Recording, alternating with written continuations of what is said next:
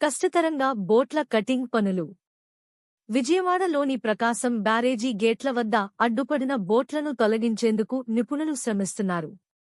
10 మందితో కూడిన diving team నదిలోకి దిగి పడవలను ముక్కలుగా చేస్తున్నారు. బోట్లు దృఢంగా ఉండటంతో ఉదయం నుంచి కొంతమేర మాత్రమే కట్ చేయగలిగారు. దీంతో ఈ ప్రక్రియ మరికొన్ని రోజులు పట్టే అవకాశం ఉందని అధికారులు తెలిపారు.